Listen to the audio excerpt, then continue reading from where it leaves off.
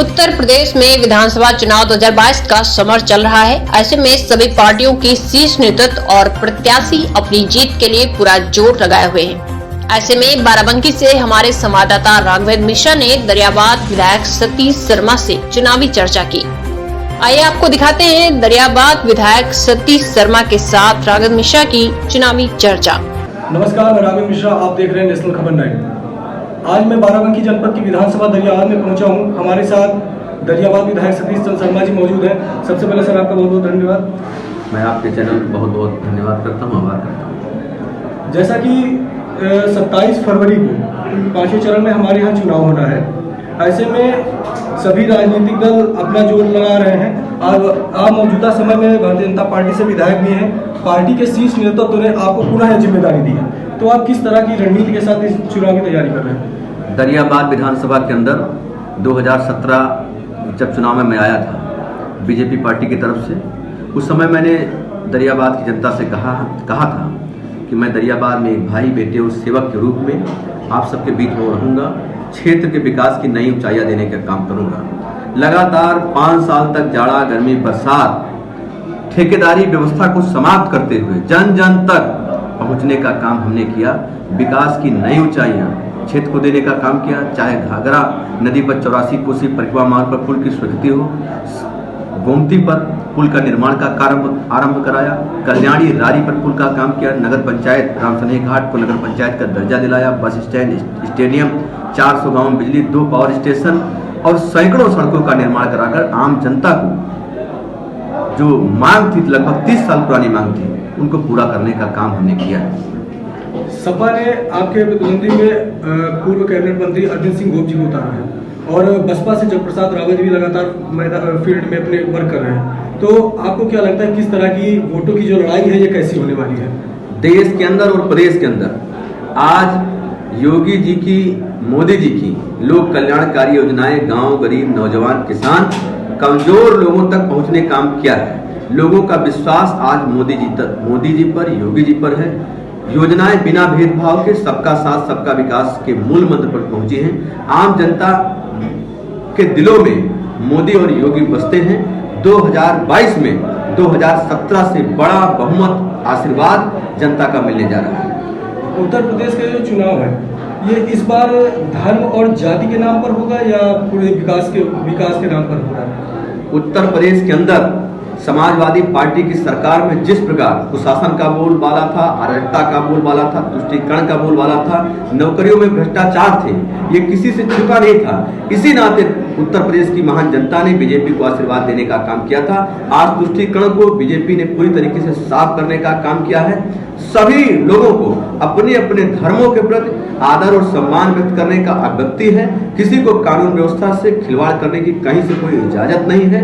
और लगातार योगी जी के नेतृत्व में विकास, चाहे वो हाईवेज का निर्माण हो, चाहे लगातार विकास के पथ पर आज उत्तर प्रदेश अग्रसर है। लोगों का विश्वास योगी जी पर है और योगी जी पुनः भारी बहुमत के साथ उत्तर प्रदेश में सरकार बनाने जा रहे हैं। सर, ये जो अभी 2 चरण के चुनाव हो गए हैं, उसमें समाजवादी ज्यादा पार्टी हमारे पास हुई, उस पर क्या कहेंगे आप? समाजवादी पार्टी को 2014, 17, 19 तीनों चुनाव में जनता ने उनको आईना दिखाने का काम किया है और 2022 में एक बार पुनः, क्योंकि जनता को पता है कि समाजवादी पार्टी आएगी तो उत्तर प्रदेश में गुंडागर्दी होगी, भ्रष्टाचार होगा, अराजकता होगी, जन जन की योजनाएं पर लोग डाका डालने का काम करेंगे। जनता का विश्वास योगी और मोदी पर है और जनता आज पूरी तरीके से योगी जी की सरकार बनाने के लिए, उत्तर प्रदेश में पुनः योगी जी को लाने के लिए प्रतिबद्ध है और भारी बहुमत के साथ उत्तर प्रदेश में योगी जी आएंगे। विधायक, जैसे आप क्षेत्र में जाते हैं और लोगों से संवाद करते हैं, तो लोगों से आप क्या कहते हैं, किस अपने कौन कौन से काम उनको बताते हैं कि आप उनको वोट दीजिए, या कि अपने किन कामों को लेकर आप लोगों से वोट मांगते हैं? दरियाबाद की जनता इस बात को बखूबी जानती है। जिस प्रकार से हमने आहार सेवा जनता के बीच में रहकर किया है, जात वर्ग से ऊपर उठकर किया है, ठेकेदारी व्यवस्था को समाप्त करते हुए जन जन तक पहुंचने का जो काम हुआ है, तो जनता इस समय पूरा भरपूर आशीर्वाद मुझे देने का काम कर रही है।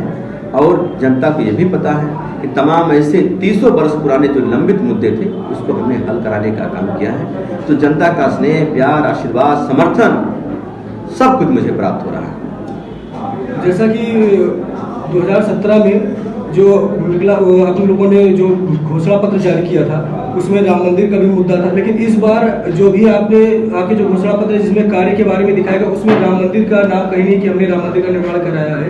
तो इसको लेकर भी विपक्षी लोग, आपके पार्टी के ही लोग, कई लोग ये बोल रहे हैं कि हम लोग जो काम करा देते हैं उनका नाम नहीं लेते। जिस प्रकार से समाजवादी पार्टी की सरकार में निर्दोष राम भक्तों पर गोली चलवाने का काम हुआ, 84 कोसी परिक्रमा मार्ग जा रहे संतों को जेल में डालने का काम हुआ, कांवड़ियों पर लाठीचार्ज करने का काम हुआ, जगह जगह पर धार्मिक स्थानों पर लाउड स्पीकर बंद कराए गए, कथा भागवत को बंद कराने का काम हुआ, ये किसी से छिपा नहीं है। और जनता इस बात को बखूबी जान रही है कि समाजवादी पार्टी का मतलब अराजकता है, गुंडाई है, कुशासन है। जनता आज योगी और मोदी जी के साथ में है, तो कहीं से कोई प्रश्न नहीं बचा है। जनता ने पूरा मन बना लिया है बीजेपी के साथ जाने का। इस बार विधायकी का चुनाव जीतने के बाद में आपकी प्राथमिकता क्या रहेगी, कौन से कार्य को पहले वरीयता देंगे? देखिए, जो बरसों पुरानी हम सबकी मांग थी, तमाम गांव जो हमारे बंदे के उस पार हैं, घाघरा नदी के किनारे बसे, उनको चाहे जमीन का पट्टा दिलाकर उनको आवास दिलाने की बात हो, चाहे सरयू नदी पर पुल बनाने की मांग हो, और दरियाबाद में लोगों को जो लगातार क्रॉसिंग बंद रहती है उसके लिए यहाँ पर आरओबी निर्माण की बात हो, इसके साथ ही यहाँ पर रामसनेही घाट में जो एक्सीडेंट की तमाम समस्या होती है उसके लिए ट्रामा सेंटर की, ये सारे विषयों पर हम लोग काम कर रहे हैं। और मुझे पूरा भरोसा है योगी जी के नेतृत्व में पुनः सरकार बनने के बाद हम लोग उसको पूरा करने का काम करेंगे।